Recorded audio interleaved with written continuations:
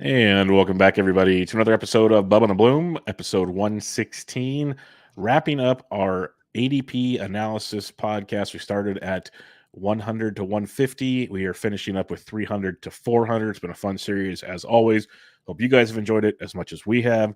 You can find me on Twitter at BDentric, the podcast at Bubba Bloom Pod, and my co-host, as always, on Twitter at RyanBHQ. Ryan Bloomfield, how we doing, my friend? I'm good, man. I'm glad I'm glad you could click the go live button right after my last sentence of our podcast chat that I basically just said all these guys suck. Yep. So hopefully we'll try and do more than that for you all tonight. But a lot of them do. So it's tough trying to pick targets. We're doing 8 targets each total tonight. We're not gonna do any fades because that's stupid. But this is no longer the middle rounds. This is now, especially for your 12 teamers, the end game. And you can tell there's a reason for that. Yep. This is either your last couple of picks or your waiver wire. That's pretty much what we're getting to right here. Yep. So yeah, we'll bust that out before we get into some news and notes, because there actually has been some pertinent news and notes. I did want to let you all know, we kind of joked around / hinted about it on a recent episode, that Thursday night we are going to do another live draft. Stream it live.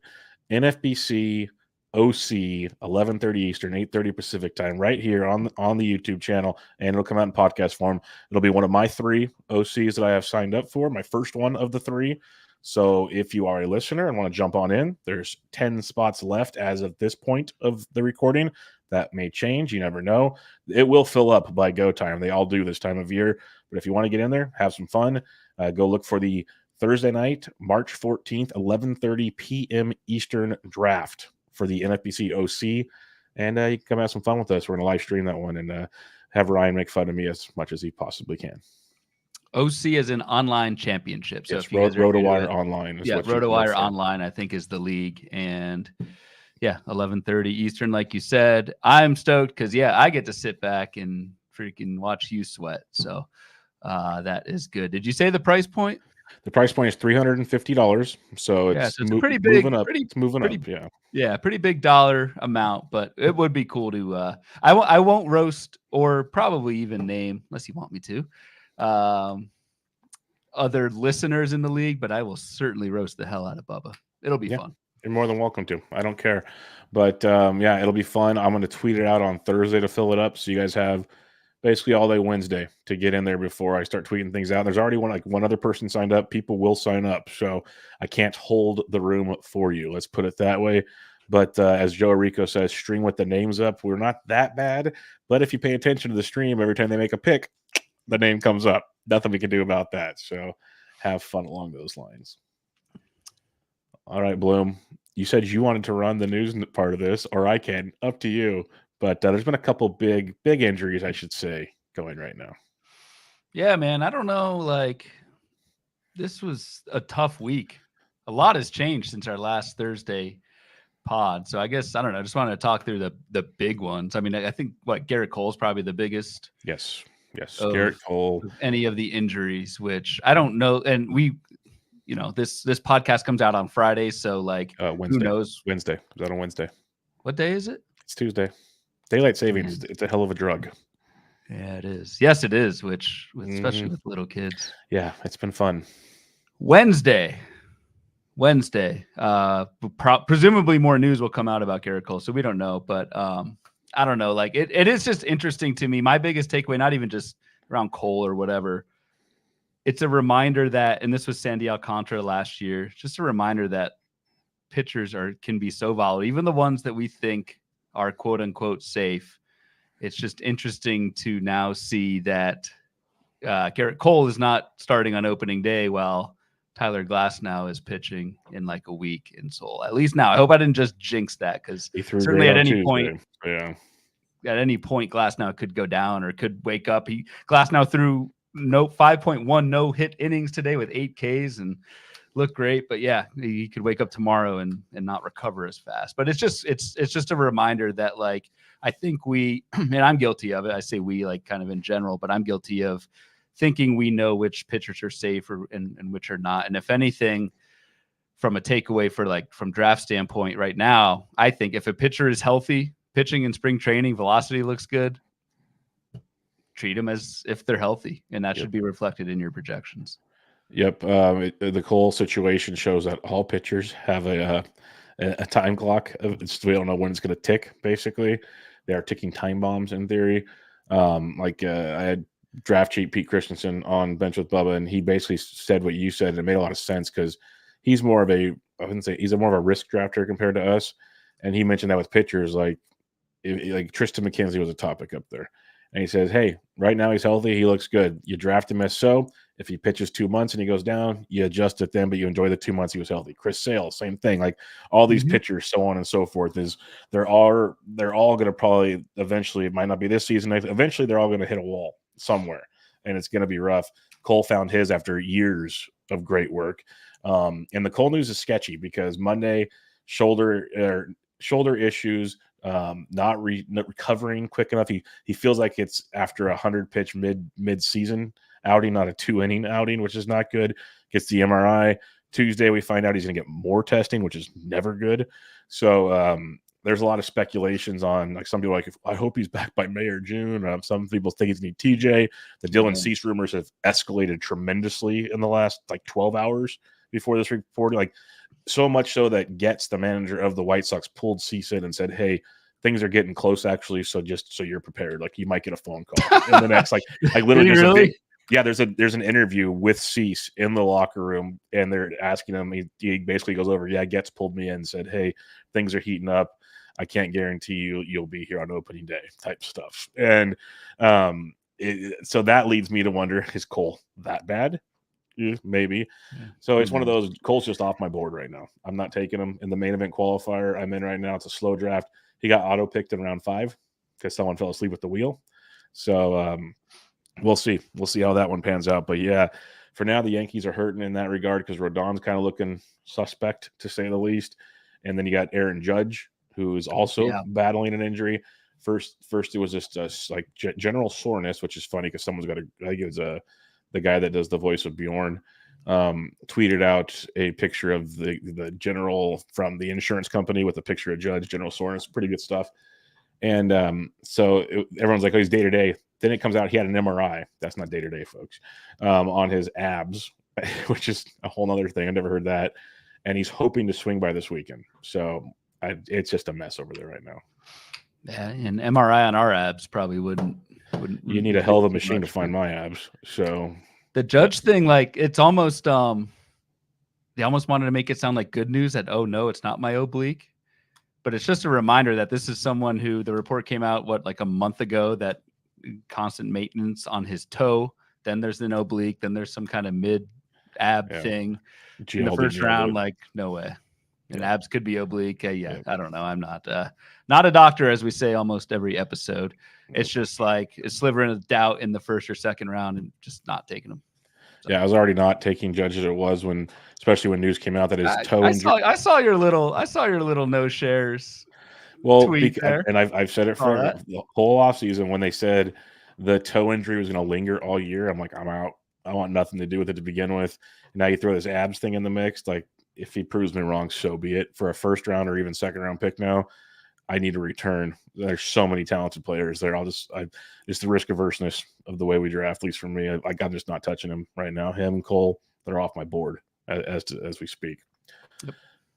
Another injury, Devin Williams, back stiffness, and now he's flying to LA to consult with a spine specialist. I've never heard of a spine specialist in baseball, but I'm not drafting him either. Not at the moment. Not at the moment. You can't. And it's interesting. And again, I'm not paid the big bucks to speculate on specific players' injuries. But you are the speculator. That's true. But I think just there's a finite amount, and it's bigger than most years, but there's a finite amount of upper tier closers that go in the third or fourth round. Now you have one less, and this constant supply and demand, things are changing so fast these last 2 weeks. I think another just kind of general takeaway, to use the Devin Williams things as a springboard to it, is you've been looking, or if you're as crazy and sick as us, we've been looking at projections and draft sheets since October, November. this stuff gets so ingrained in our minds where players should go and shouldn't go and this sort of thing. Be ready to adapt very, very quickly these last 2 weeks, because so much will change. Like I'll go back to the Tyler Glasnow example. Tyler Glasnow will be a second-round pitcher if he's still healthy and throwing, especially if he pitches well in Seoul. He will be going in maybe the early second round. Those Vegas drafts, those Vegas Saturday drafts, Tyler Glasnow might be a first-round pick if he deals in Seoul. You just need to be able, and I'm not saying that's the right pick or the wrong pick or whatever. Just be prepared for in these last 2 weeks for things to change drastically compared to what we've seen the previous 5 months of drafting. So, yeah, and as Gialdi breaks code here, he says Judge went 12 overall tonight in the first main. So, can you tell us who, Gialdi, by chance? Just kidding. Just kidding. Don't do it. I guess there's been other kind of injuries to monitor. Josh Lowe's actually looking better now, which is good. I got a handful of them I figure out each day. One of the big we've seen some minor leaguers go down. We've seen Jordan Lawler get sent down. We saw Max Meyer get sent down. That with the injuries in the Miami rotation, that basically looks like Ryan Weathers is the dude there with Edward Cabrera's shoulder injury, if that's something you want. We've seen AJ Smith-Shawver got sent down, which locks in Ronaldo Lopez as the fifth pitcher in Atlanta. These are things for your deeper leagues that Ronaldo and Weathers might have a 15-team relevance, at least to start the season. The one I wanted to bring up here, prospect-wise, and there'll be more throughout the coming weeks. And he's on the sheet, so I could have saved it for the sheet, but we can kind of just do a little separate on him. Jackson Merrill is going to make the Padres. They announced he's making the starting lineup, or starting opening day roster, I should say. Schilt basically said, actually, let me look this up to make it appropriate here, but it was a very tongue-in-cheek, like, this is our starting outfielder. Jackson Merrill is going to Korea, Mike Schilt says, though he doesn't quite go so far as to name him as the Padres opening day center fielder, but he does say he's earned the way on the plane. He's earned what's coming after the plane. I read that as he's probably playing, is what that comes down to. And MLBPlayingTime.com has him hitting ninth against lefties and righties. So do with that what you wish. Yeah, very exciting. And like anytime these top prospects make the team, or we get to see them earlier than later in terms of Major League Baseball watching experience, it's a good thing. Will be fascinating to see what Jackson. It's funny, like all the talk has been about Langford, Churio, Jackson Holiday, yada yada. Like I've heard barely a peep about Jackson Merrill until his spring performance. Just will be interesting to see where Merrill goes. Like you said, he's on the sheet tonight at like a 315 or something ADP, something around there, right outside the top 300.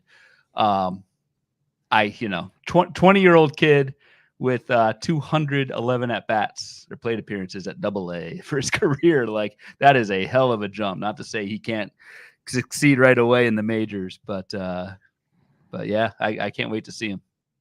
Yeah, looking forward to it. I'm always, I think people know both of us are usually pretty skeptical of these prospects, but if it's an end game pick, and you mentioned where he's going now, he probably becomes a 25th round pick or something like that. I wouldn't be shocked if he moves up that much. I would think earlier. Yeah, higher potentially as well. So we'll see where that goes. He's no Wyatt Langford, but very talented player, to say the least. We'll kind of have to wait and see and consult your prospect people. They'd have much better knowledge on these situations than I. Joe Rico's got a good one here. He's earned what's coming after. Either they're going to do him like Joe Pesci and Goodfellas, or he's making the squad. Joe's quote, like, if you didn't know there was a game in Korea, it's like, we're sending this guy to Korea. It's like, damn, what do you do? Damn, yeah. Is he the next Dennis Rodman? He's going to negotiate for us, or what? Like, what's going on here? If you just took those quotes in a vacuum, like, whoa. Okay. Yes, Gialdo, we'd like to know where Merrill went tonight. Enlighten us with what you got here. But we'll probably hit on some more kind of speculative stuff. We could talk more news as more comes out, because every day it's something. At least morning, the early dredges start coming out as reporters start getting their daily managerial discussions. But anything else standing out to you in spring so far that got your attention? I've got a speculator column coming out tomorrow at HQ where I do some spring training takeaways. Not going to spill all the beans. We'll talk about one of the main things I looked at with Zack Neto tonight. I think the biggest thing is what we said earlier, and I mentioned this in the column, is your established starters with health questions looking healthy in the spring. So you rattled off Chris Sale. He's actually in the column. Glass now. Nate Eovaldi I put in there. Your boy, Yu Darvish. Like all these, they have questions, but they're healthy right now, and thus I think we need to treat them as being healthy. So that is, for me, that's one of the spring takeaways that I'm looking at, as opposed to looking at like videos of some prospect hitting a 400-foot home run. I don't really care about that. Yep. It's more the those pitchers that are throwing and healthy right now. You mean Zach Geloff leading spring and home runs doesn't do it for you? Jesus, come on. I had to bring it up. I had to. I think you went Oppo too. Actually, do you know who? Do you know who is tied for the league in home runs this spring? With Zach Geloff? One of the two. It might be Geloff. No, Geloff is. I just said that he's tied for the. Oh, he's up there. Yeah. Do you know who he's tied with? I thought it was my boy. Is it O'Neal Cruz? Miguel Andujar. Oh yeah, his own teammate. Is his teammate? Yeah. Oh, O'Neal Cruz hit his fourth today also. So I think it's a three-way tie. He's hitting nukes, and his ADP is climbing ridiculously right now. Yeah. I guess the last question I'll have for you, based on your comment about healthy pitchers, and you mentioned his name. So, are you in and happy you have shares of Glass now, or are you still out on Tyler? Dude, don't make me say I'm happy. It's March 12th, man. Dude's gonna get. No, I'm not falling for that trap. Had to go there. All right. With that being said, we're going to do hitters, we're going to do pitchers, and to Roger Bloomfield's question, where are the new spectacles? To read this, I'm going to need these. Yeah, that's going to be necessary. Here we are, folks. Bubba and Bloom exclusive. You may go blind after tonight because, like, I will admit, I don't even know how, and anyone in the chat who wants to peep and let us know, I don't even know how this looks. Like, if I blow my whole screen up, we're fine. I can read the names, but, like, Bubba, I don't expect you. I can read them on my paper just fine. Yeah, so. You print them out on your little typewriter over there, so so you're good. But yeah, man, congrats on the glasses. They dude, like I said, you look sophisticated, and honestly, like if it helps your vision, that's. I've been called so many things before, so sophisticated has not been one of them. So that's a start in life. Yep, that's a plus. All right, tell us what we're looking at here. So we're looking at typical fare. It's just double the names because we're looking at ADP 300 to 400 as opposed to our 50 pick segments in our previous episode. So again, apologies for the crowdedness of this thing. I would also, even though we have the projections listed right now, this is just the hitters. We'll do the pitchers next. We'll kind of do it in two segments. We'll do hitters first and pitchers. Take the projections at this point with a major grain of salt. A lot of these guys are projected for like partial playing time. A lot of them are younger guys, which projections are very tough on because there's just not much major league experience, if any. So this is more in what we're going to do tonight. We're not even going to do like ADP battles or fades because it's just so late. We're just going to do 4 targets each for hitters and then 4 for pitchers. If any other guys kind of come up along the way, and of course, if anyone in the chat has anyone we want to talk about, we'll bring that up as well, and then listener questions. But yeah, this is the hitter board of every hitter with their position and their projection going between ADP 300 to 400 in your aforementioned RotoWire Online Championship 12-team drafts over the last, I think, 3 to 4 days. So this is pretty fresh stuff.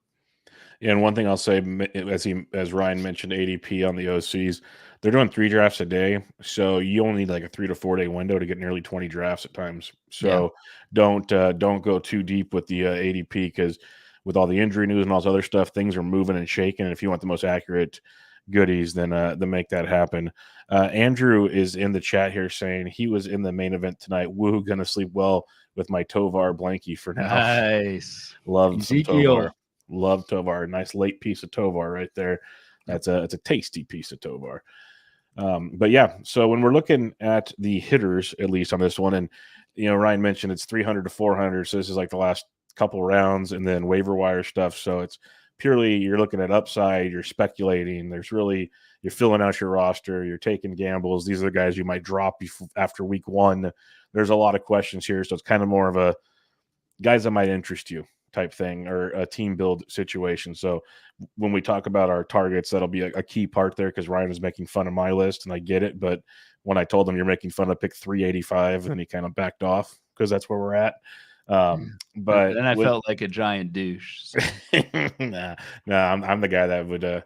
I had my glasses on, so he felt like he's beating up on a nerd. So it wasn't fair.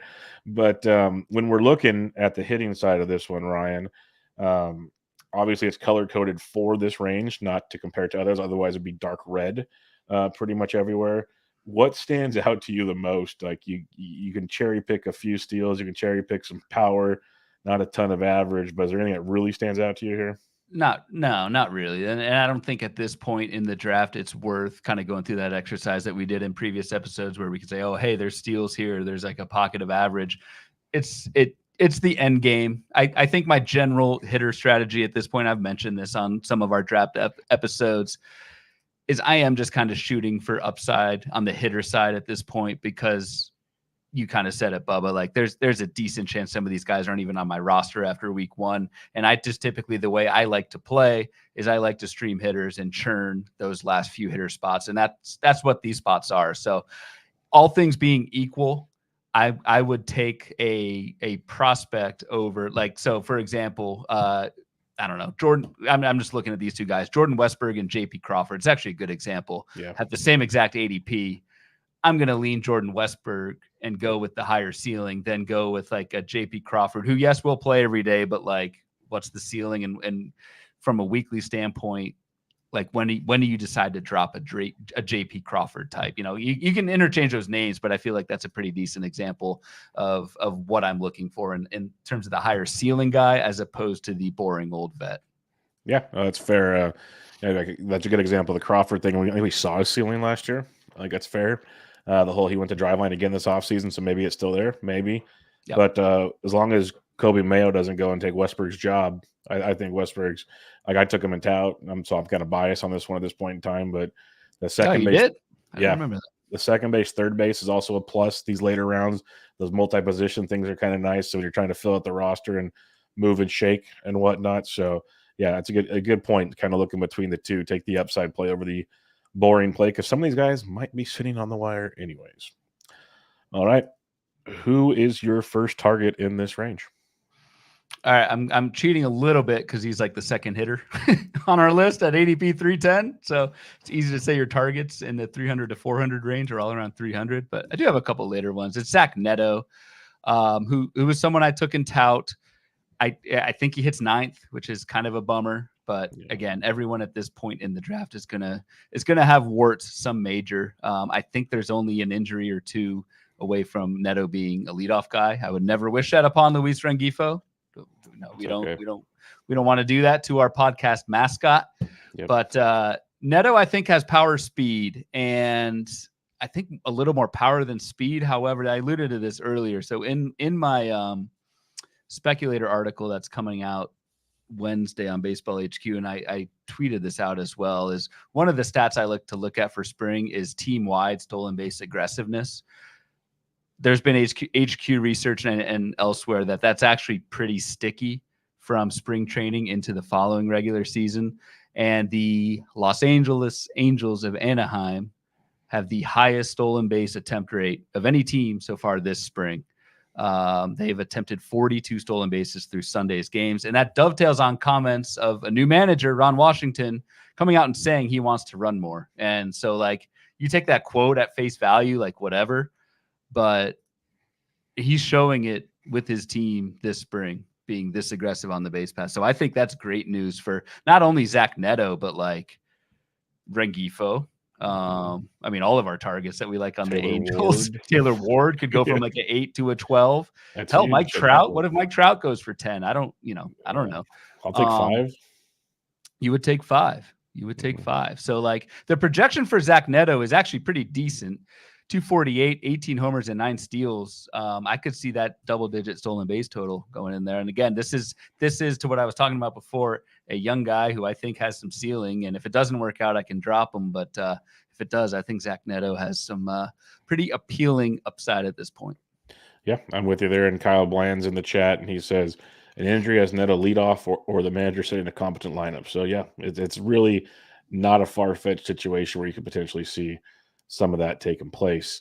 My first one will be Josh Bell. It's a guy I know we've talked about a lot. Two things. It shows, again, the depth of first base. It's pretty wild. Like in a perfect world, is Josh Bell your starting first baseman? No, but could you live with that? Yes, because you probably filled up other positions pretty well, and Bell's not going to crush you. I think he's a great corner infield option. What we've seen from Bell in recent years, at least 20 home runs in 2 of the last 3 years, 17 or more. I'll take that. He hits, 247 last year, but over 260 the previous 2 years. So let's just say he's a 255 hitter now with 20 home runs, maybe gets you 150, 160 runs and RBIs at this point in the draft is pretty strong. And then I want to mention, like we've done with Berger, something about Miami got some people just loving life in South Beach, because when Bell got traded in his 2 months with the Marlins, he hit 270 with 11 of those home runs. Half of his home runs in just 2 months, only 28 runs and 28 stolen bases, but got a lot done there in that short period of time, which is promising. If you can kind of build on that and do a little better, to me, it's a very strong target. It might be boring. It might not be the massive upside guy like some other options will be in this range as we go later on, but it's definitely a strong fill out of final corner infielder if you somehow waited at first base spot on your team. Like I like Josh Bell quite a bit. I agree. And though he may fall into the boring vet category, I do think like this isn't someone who's just going to be ho-hum. I do think Josh Bell is, especially like you said, what he did in Miami, and him and Jake Berger kind of going off at the same time was pretty good. That dovetails into like my target. We got Ty France. Yep, that's a similar concept. Yeah. And first base, there's also Jose Abreu, who I've actually, and I think I took him in tout also. Like in a 15, one of my last picks, I took Abreu. How many first basemen do you take in tout? I took Chenal also, who's on this list, but I explained why I took Chenal. Like that's one of those, his OBP skills are through the roof. If he can figure out a few things, the dude got drafted last year and made it to the bigs. But back to your Ty France part. Ty France is, damn it, I had the tab up and I closed it. Podcast. That wasn't, you want my glasses? Oh. No, I'm not 40 yet. Come on. It's just around the corner, my friend. It's just Ty France showed up on an early Bloom board, and we talk about homers to barrel all the time. And Ty France was one of the lowest home runs per barrel of any hitter in baseball last season. And we've talked about this, like kind of the Matt Chapman thing, where Chapman had the lowest home run per barrel of any hitter last season, which you would think is kind of unlucky or whatever, because you're making hard contact. It's just not going out of the park. But we did a kind of a deeper dive on pulled rate, and we saw that like Chapman did not pull many of his barrels. Ty France pulled over half of his barrels last season, yet still got unlucky on his homer to barrel. I really wish I had it up. Here it is. I found it. Ty France, 12 home runs on 32 barrels and 17 pulled barrels. So like, I think, and maybe that's the park. I don't know. But Ty France is going to play every day in the middle-ish of that okay Seattle lineup. He is another drive line guy where they actually ran, they obviously run tuss on everything. Picked up a few miles an hour of bat speed, which I don't know if that's predictive or not or whatever. I don't think we're there yet in terms of the publicly available research, but it can't be a bad thing. I think it could be a learned trait at least, which will obviously result in other production. Yeah. So like, and Ty France has a batting average that could even be an asset. I was going to say that isn't going to hurt you, but I think could be an asset. So again, kind of maybe a boring old guy, but I think one that you will probably be starting in 15 teamers and certainly a viable streamer in 12s. Yeah, he's projected for that 259 average, which doesn't kill you in this range. And it wasn't too long ago where this guy just was light tower powering it for the Padres in their minor league system and his first year up with them before he got traded to Seattle. So there's a lot of power there. Like you said, if you could find it, as Kyle Bland has the slogan of the offseason, he went to Driveline with the ring, like he went to Jared's. Yep. There needs to be how RotoWare has not put together something for that yet blows my mind. But I can see the France love for sure. For me, my next guy, I'm going to say Harrison Bader. It's been a kind of a fun target of mine late in drafts. Extra outfield depth on your bench and just kind of shooting for upside. The skills for Bader haven't been like super in question. Like, have they been great? No, but when healthy, the dude produces. He hits over 260. He strikes out less than 20% of the time. In 2021, he had 16 homers and stole 9 bases in 103 games. Last 2 years, though, 86 games, 98 games. Still stole 20 bags last year and 17 bags the year before. So at worst, you got a 20 steal guy up your sleeve if he can stay healthy. And if he tacks back into that power, who's to say you can't get 12 and 25 or something, maybe 15 and 25. He's projected to hit 9th on MLBPlayingTime.com against lefties and righties, but Brandon Nimmo's leading off both those against lefties and righties. Before the last year to 2 years, Nimmo's been a health question just like Bader. So it's one of those things, anything can happen. And if somehow Nimmo gets hurt, maybe Bader moves up, or if McNeil's still banged up, maybe Bader moves up. There's a lot of room for Bader to move around that lineup. So I just like the upside if he can stay healthy, and if he doesn't, you can easily drop him. That's the beauty of it. Outfield is one of the positions you can find on the waiver wire a lot compared to other positions, and I just like to have Bader on my team to start with in case you need some extra steals late or something, and you can, like I said, drop him if needed and move on. But I think there is appeal to some Harrison Bader, and he's only 30. It seems, I know it's not young like some of these other guys, but it seems like he's been around forever, and he really hasn't been. He's just been hurt a lot. So I'll take a chance on Harrison Bader. Harrison Bader is a perfect example of what I think is a pretty big blind spot in playing time projections, because you can look at Harrison Bader and look at his Fangraphs page or whatever, 448 plate appearances, 410 by Steamer, ATC 411. That's not too far off of Steamer. So BATX 410, I think they're probably all using the same thing, but whatever, 400-ish plate appearances for Harrison Bader.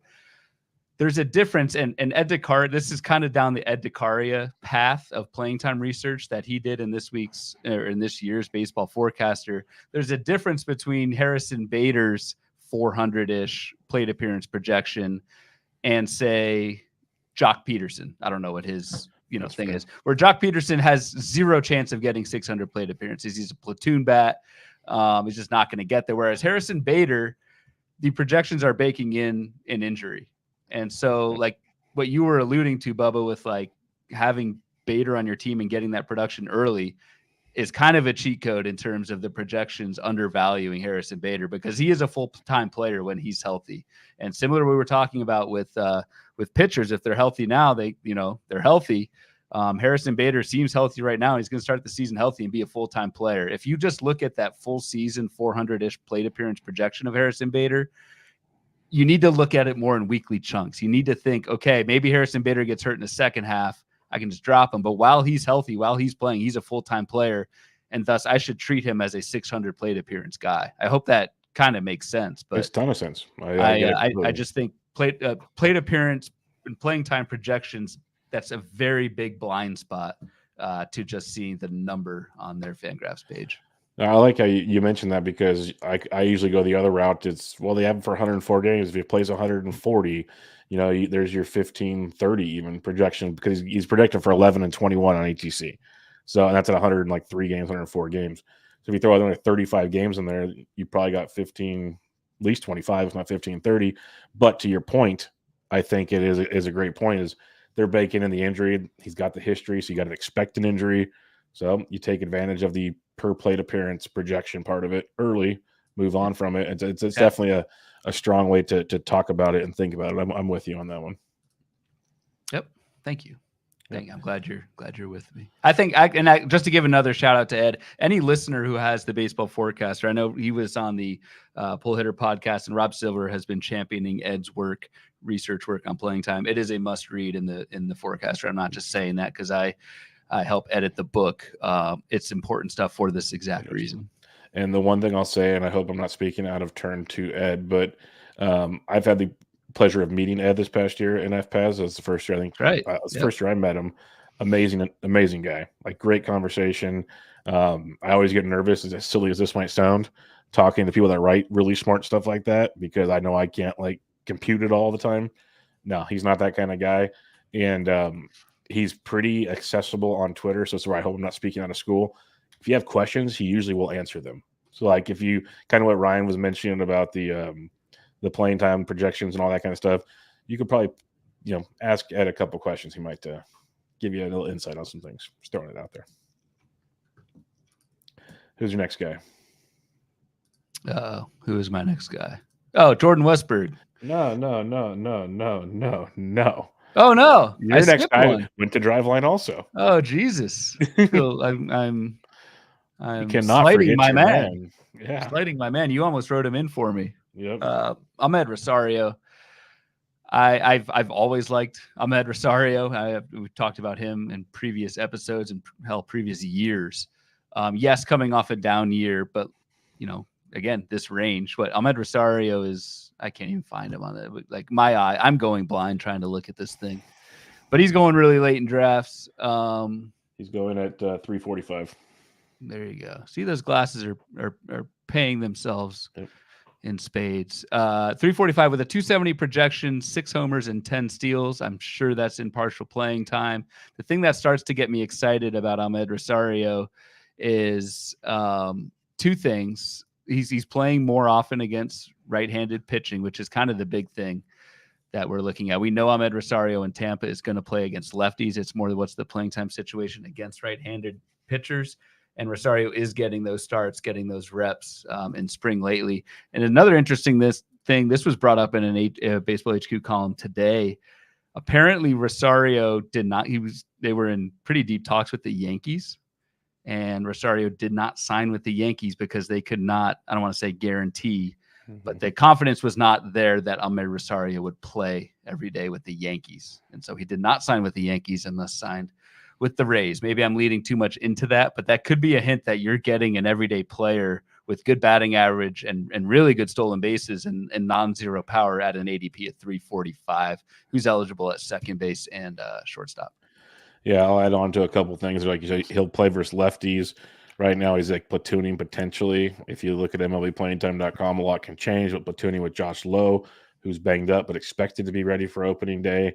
At the same time, Amed could play second base. Brandon Lau has dealt with back injuries his whole career. Yep. So there's definitely a window where all of a sudden Amed's playing second base for 2 months straight. That would not shock me at all.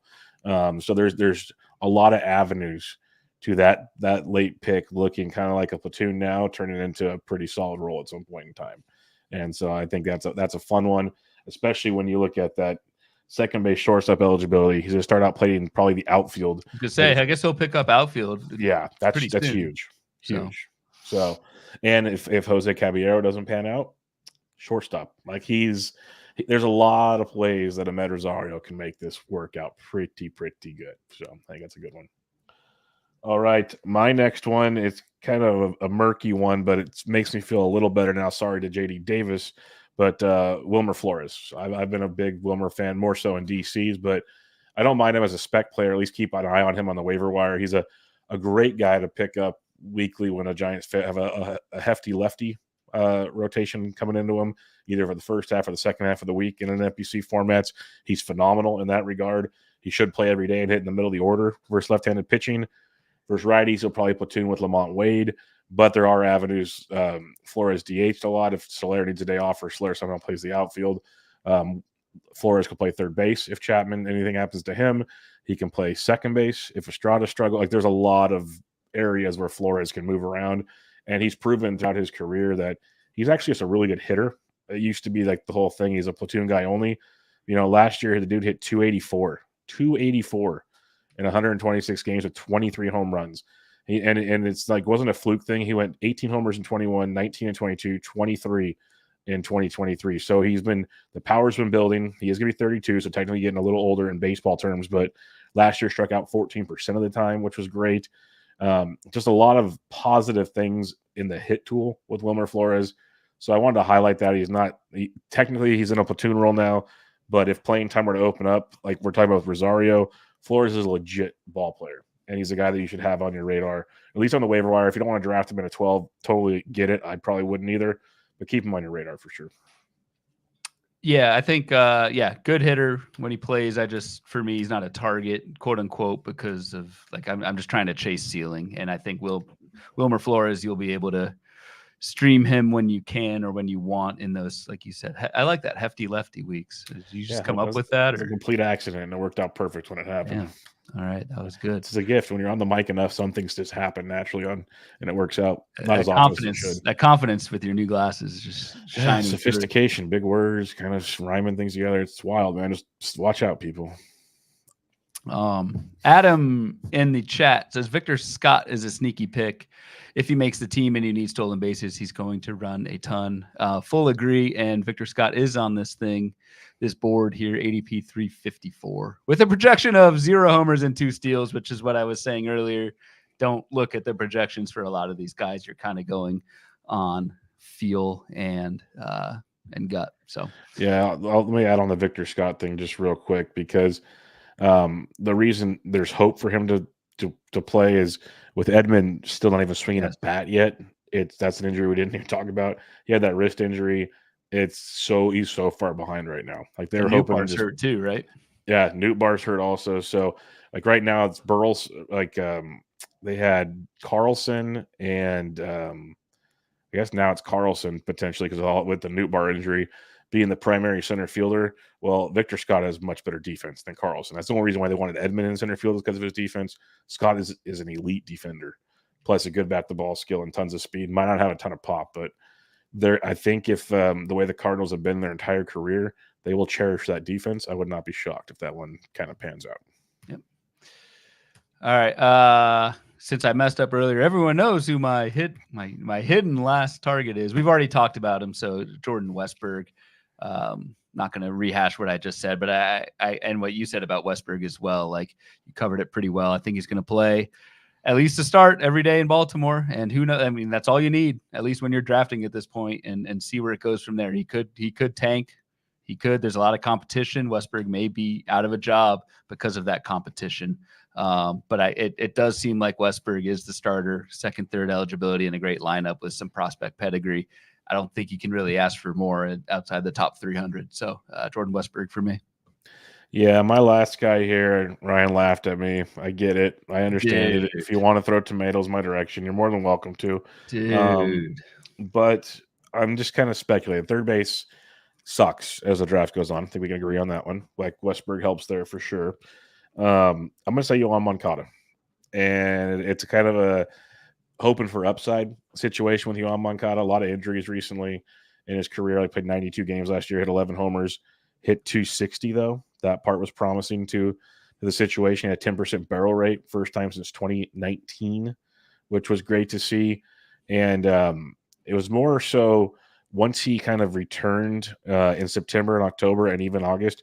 So August, he hit 280. September, he hit 298. So the second half, he hit 281. He had 8 of those home runs in the second half. Basically, 8 of them were in August and September. So he finally got healthy. He battled injuries all season, took the time off, came back, got healthy. The last 2 months of the year played very, very well. And that's kind of what opened my eyes for the situation for him.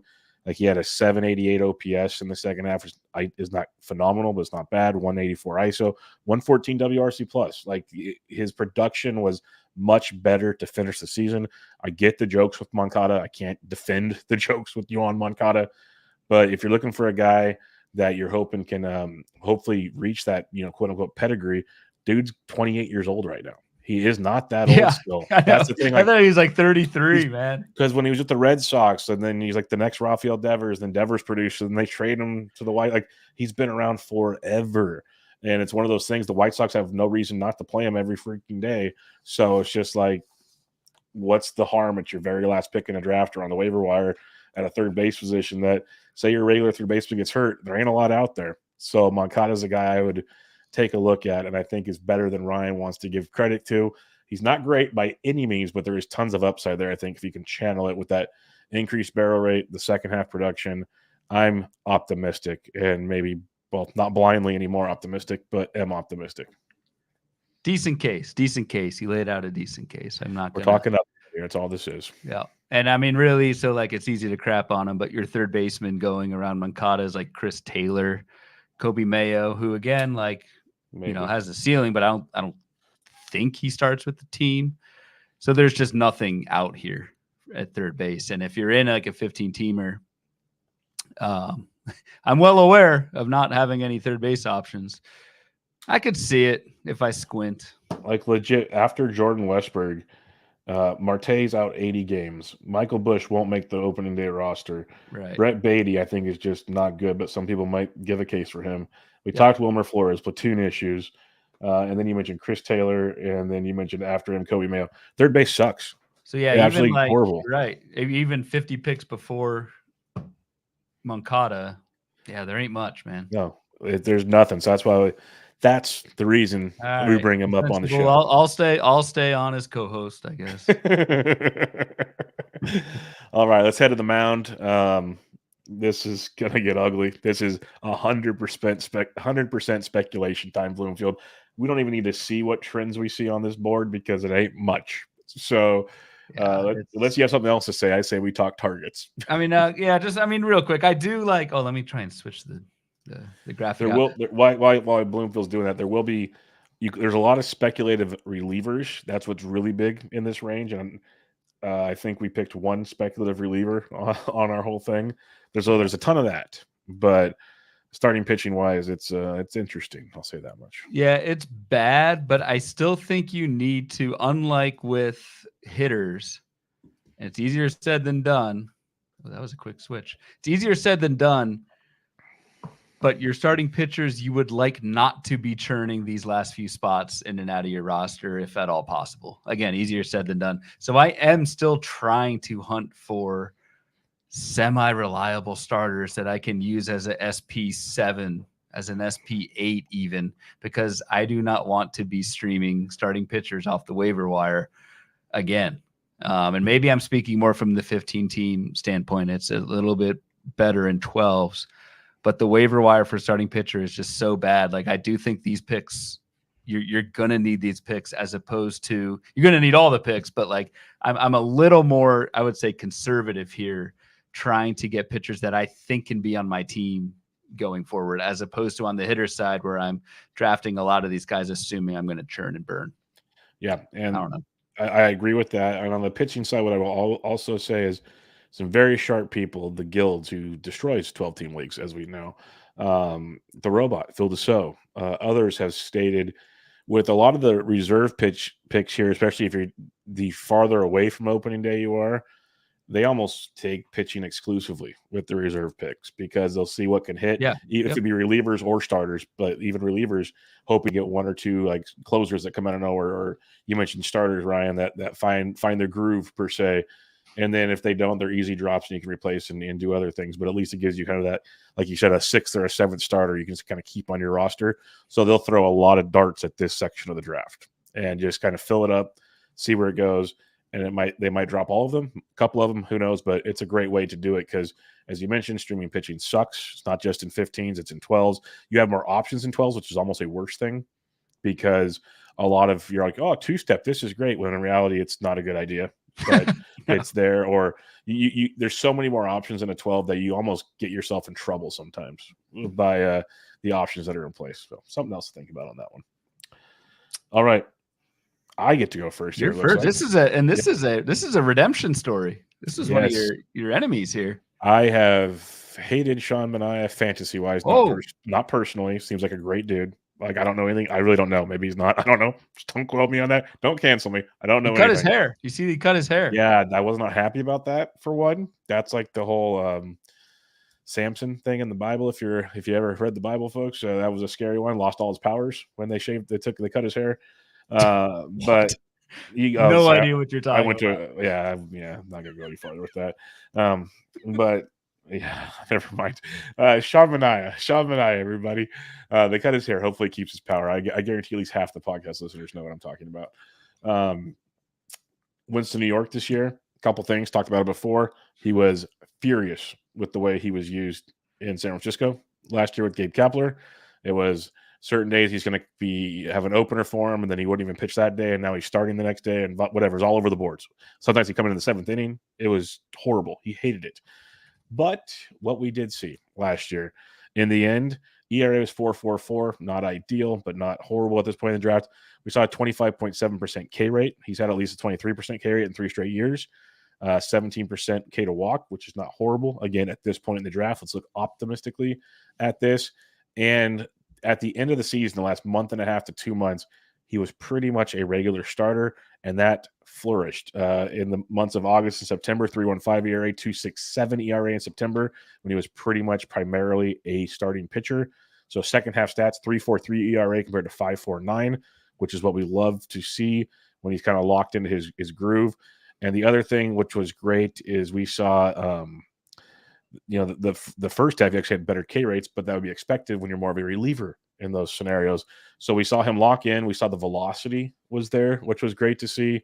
Now he goes to the Mets. I'm just optimistic that this guy's starting to figure it out, hopefully. And at worst, he's one of your last picks. He is getting older. He is 32, which is a little rough to look at. But again, when you're looking at ADP 322, I'm taking my chance on Sean Manaea. Yeah, I think Manaea is like one of the rare ones at this point who I think will get you volume without blowing up your ratios. Yep. Like Lance Lynn will get you volume, but probably blow up your ratios. I think he's one of the few with that combo. And again, because I'm trying to actually get production out of my SP7 or 8 or whatever, I am on board. I'm on board. Glad you came around. I know thank you. I know Curland said this last year on one of the shows I do with him. And it was a good term that I'm going to, there's a lot of things he says I don't want to ever repeat again, but this one I will. You've kind of mentioned that your 6 or 7 starter, it's a streamable bench arm instead of a streamable arm, like off the waiver wire. 2 different things. And Manaea is that dude. Like Kyle Gibson's like my prototypical. If I looked it up in a Webster dictionary, it'd be Kyle Gibson, where you use him half the time, but you don't drop him because he's good enough to not drop. That's where I think Sean Manaea comes into play. Like you'll use him a half to 2/3 of the time, but you're not going to drop him because you want to use him the following week type stuff. And I think Manaea could do that all season for you. Yep. Agreed. Well, we know how much you like this next guy. Should we refer the audience back to episode whatever the hell, 108? Jack Flaherty, when you were just shocked. I listed Jack. I forget which episode that was. Yeah, that was our third SP episode. I did not see that one coming. And so if you all did not listen to that one, I'll just briefly recap. A, yes, super cheap. But B, Jack Flaherty did have one of the highest velocity gains in season of any starting pitcher last year from first to second half. That increase in fastball velocity for Flaherty also led to an increase in whiffs from 10 to 12%, which is now above average, an increase in Ks, and he did it while throwing more strikes. The ball rate dropped and the walk rate dropped as well. All under the guise of a 5.55 ERA that was admittedly a disaster in Baltimore. But Jack Flaherty's skills in the second half were at least, I'm not going to say great, but they were absolutely startable in 12s and certainly in 15s. Jack Flaherty is only 28, to go back to that Yoan Moncada example. He might be like the Yoan Moncada of pitchers, wasn't as highly regarded as a prospect, but had plenty of prospect pedigrees, only his age 28 season, and he's in the Tigers rotation. So for all those reasons, I think Jack Flaherty's worthy of a dart throw at this point. Yeah, it's slowly growing on me, but still, there we go. It's still concerning just because I bought in when he went to Baltimore last year and things looked good for a couple starts, and then boom, went to dynamite again. But again, it's Detroit, good ballpark. What's he have to lose? Like there's definitely sometimes just being relaxed on a team that's not expected to do much goes a long way in getting a pitcher to figure things out. So we'll see. I don't hate it completely. Yeah, it's better than you got endorsement. Better than the endorsement you got last time you brought him up. Chase Silseth will be mine. That's somebody we've talked about a lot over this off season. Just love the skill set. 23-year-old went up and down from the bigs last year between AAA and the bigs through 98 innings. We saw really strong strikeout stuff from Silseth, 25% K rate. In the bigs, 26%. In the minors, the walks have been the issue, near 12% walk rate with the Angels, but the skills are there. There's no denying that. So that alone makes me want to take a gamble this late in the draft to see what he can figure out. It's the whole point of this upside area. The other part is I think he's got to get pretty good run because I'm looking at it, the projected starting rotation on MLB playing time. And just if you guys have an upset stomach already, just walk away for a second. Patrick Sandoval, Griffin Canning, Reed Detmers, Tyler Anderson, Chase Silseth. I think Patrick Sandoval just walked another batter while you listed that out. Yeah, this is rough. This is really rough. So I think Silseth's looking pretty strong to keep that spot for a while. Maybe get you 120, 130 innings this year. I think there's really, really good strikeout stuff. Just can he maintain the walks? We saw Canning improve on that. We've seen Detmers a little bit improve on that. And again, Preppus on the Angels preview. Definitely likes his Angels. There's no denying that. But the whole new coaching staff was a big takeaway. You mentioned Ron Washington, the whole Steals thing, and Washington brought in a whole new staff, the pitching staff, the pitching coaches and everything. There were a lot of reports that the pitching coaches in last season and the year before, just garbage, absolutely garbage. The way they worked with their pitchers, the guys they're bringing in are elite pitching, I guess, young pitching developers. So I think there's a lot to like with some of these young Angels pitchers. So Seth for me. I like Silseth. I mean, I really like Griffin Canning. Yeah, and I love to Canning. a lesser extent, Detmers. It's interesting. Like, I wonder what the over under win total is for the Angels this year. It's probably not too high, but like we like a lot of their individual players. The bullpen's awful. Yeah, I'll look it up while you talk about your next guy. Next guy, rotation mate to Jack Flaherty. So maybe I'll be a Tigers fan this year. I don't know. I think you're locked in. You and Spore can watch games together. Yeah, and the Marty Party. And the Marty Party. Yeah. Marty Tallman. Casey Mize is my pick to kind of go back to what I was saying about Harrison Bader as well. Like, I think this is more of just you're using Casey Mize as long as he's healthy in the first half. Certainly don't expect a full season workload for Mize, or even if that happens, for Mize to be effective over a full season workload. The just injuries have derailed Mize's really career. But this is a former first overall pick, not first round pick, first overall pick. Velocity looks good this spring, and similar to Flaherty, he is, I think, locked in to the Tigers rotation. Had a really good start on his last start, and take it for what it's worth. But I think Mize has the pedigree. He's healthy right now, and I think you can use him. I mean, most of these pitchers you're not going to be hanging around for the entire season on your roster. So use them while they're good and healthy, and I think Mize is worth it. Yep, for sure. He might not finish the season just by innings, but what you get should be good. Angels win total 72.5. So okay, 500 would be 81. So that's what the point. It's tricky. It's tricky. Vegas is smart. Yep, Vegas is very smart. That's why the lights stay on, folks.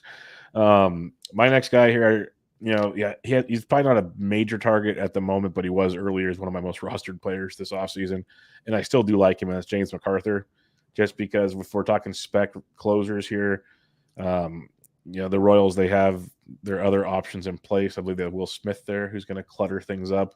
But I've heard it could be a lefty-righty thing where McArthur still gets his shake. Will Smith can struggle. We've seen that before. So I think there's angles to that one if you really feel it. But I did want to mention a couple other guys in this range here. Like Aroldis Chapman, if Bednar's beat up, that's a tremendous one. I felt bad putting that there because I don't have any shares yet, so that's not like a main target of mine. But he would be a little more intriguing now, especially at the end of an OC. I'd very much be interested in Aroldis Chapman at this point. A few others as you slide down this. There's McArthur at 333. You've got the two Brewers, the Joel Payamps and Abner Uribe at 351 and 358, respectively, depending on what tea leaves you read about not only Devin Williams' injury, but also who they would go to if Williams can't go. Agree. You got Neris and Kerkering. You got John Brebbia for the White Sox, who should be the closer for their 12 wins. I think Brebbia is hurt. Did he get hurt like walking to the mound or something? He's coming back already. Back? Things are looking up there. There's a handful of spec guys. Chapman would probably be the best one in this range. I'll just flat out say it now. The only reason why I did not mention him is I don't have any shares, so I felt kind of disingenuous not mentioning my most rostered player in James McArthur. All right, who's your next guy? Jared Jones, who we actually got, I think, a listener question or two about Jared Jones. Similar to kind of what I was saying, that maybe this blows up, but Jared Jones has looked good at this spring, has not given up an earned run in 7 innings, which again means nothing other than he's doing a pretty good audition for a rotation spot in Pittsburgh, and that does matter. Jared Jones had a 28% strikeout rate in AAA last year, and a 19% strikeout minus walk in AAA last year over 82 innings. So, like, Jared Jones has the high minors experience to take. I mean, this is the logical next step in the major leagues. This is not someone who just got into AA at the end of last season or something. Jared Jones has sustained very good skills over 2 levels in the upper minors. Looks good this spring and is on a team where, let him roll and see what happens. So Jared Jones is a dart throw of mine at this point in the draft. I like him a lot. Yep, I think that's an upside pick for sure that I could see rolling with. You'll see a trend here: bad teams with players to take chances on. So go do that. I'm going to rotate off. I had Jamison Tyon eventually the back issue, and prefer more in 15s and 12s. Since we're talking 12s, I'm going to pivot as I read this some more. I'm going to take another Detroit Tiger. I'm going to take Matt Manning. Matt Manning is quite intriguing. I've streamed him in the past from time to time. There's been high expectations. The overall outcome has not panned out for Matt Manning. It's usually been a strikeout thing. His ratios have been there. He's just a lot of pitch to contact. Well, he's picked up a good chunk of velocity this spring, and that's one of those that hasn't resulted in greatness. No, but the strikeouts are up, giving up some runs in a small sample, of course. But he's looking like a much more improved pitcher in that regard. So if we're talking speculating on a guy who's 26 years old, trying to put it all together here, I'll take a chance on a Matt Manning who's pretty stretched out as well, increased velocity in that Detroit system that you like so much. That I'll take a look at Matt Manning. Who else is in the Tigers? Well, it's Skubal and then Reese Olson. That's Reese a sneaky decent rotation, man. Reese having a good spring too. Like they're doing something there. I heard they got some new coaching situations that are helping there. So that Detroit team, like if you want a sneaky over under, it's 80.5, basically a 500 team. What the sneaky one I want? Give me 2 seconds here. Is I'm looking at as we now turn into a gambling podcast. If you want the AL Central winning Detroit Tigers, they're plus 350. They're the fourth, or they're tied for second best odds with the Guardians. So Vegas even respects the Tigers. That says a lot. Could see that. Big step from Torque. They don't have a bullpen really, but no Foley and company and Lang. It's rough back there. It's rough. But yeah, interesting little squad. All right, who's your final pitcher? Old friend, man. Yes, it is. Tyler McGill. Yep. He's back, dude. Man, he was so much fun at one point. I know. But that's the thing is like, and so, I mean, Tyler McGill has been good for a year or two in 21 and 22. And then injuries just kind of destroyed him. And I'm not saying he's out of the woods by any means. Like this is totally a speculative throw here, but I sound like a broken record. Tyler McGill is healthy right now. He's pitching this spring. The strikeout to walk this spring looks good. So he's going to start in the Mets rotation with the Kodai Senga shoulder injury. Like, yes, Joe Arico in the chat, baby DeGrom. Remember those days. Yep. Both got hurt back to back almost too. Yep, exactly. Seems like a decade ago for the Mets. But yeah, man, I don't know. The talent's there. If Tyler McGill is healthy and we can recapture some of that, the projections 3.91 ERA, 127 WHIP, like 2 saves. I don't know where the hell that's coming from, but I don't know. You take a shot on someone like that at 357. It doesn't work out, drop, great. If it works out, you get a healthy, even Tyler McGill for a healthy like 2 months would be fine at this price. Yeah, it was 2 years ago when the Tyler McGill thing. That's why it's actually a fun one you put last year. Not even thinking about it at the time, but the whole point of this is taking spec picks here. In my OCs, my very first year doing OCs 2 years ago, did 3 OCs. First one I did super early, but the 2 after that, I took Tyler McGill between picks 25 and 30 for me in both of them. Yep. Rode the hot wave out the gate and then dropped them. It's the perfect example of what you're discussing when you kind of highlighted the pitching situation here. Did we want him to get hurt? No, but it fit the mold of what we were looking for. Gave us the beginnings, got rid of him when he got hurt. Didn't cost us a lot. It's a nice little yin and a yang situation. I think that's right around when we started our pod together. Was that pretty 2 close. years ago, right at the beginning of the season? Because I remember I took McGill in the main, and it was not a 20th round price. It was more expensive, but he looked like an ace for a while there, and then then he did not. But then everything disappeared so quickly. Kevin Hastings in the chat. What's up, Kevin? I want to play a KC Detroit exacta to finish 1-2 in the AL Central. Now we're talking. Not biased at all, but yeah, now we're talking. All right, got a few listener questions here before we head on out. We'll have some fun with these. Reminder, live OC Thursday night, the non-official Beat Bubba League. So come check it out. We're going to stream it here. Go sign up before everybody else does. All right. Our buddy Yancey Eaton says, Amed Rosario real because Rays, ? Talked about him, so I think Amed Rosario real because Amed Rosario. There you go. There you go. Josh at swoopy _007 says, interested in hearing more about Colton Cowser, who was a hitter on this list. Obviously, a name that's having a monster spring training. Problem in Baltimore is they have so many good young players.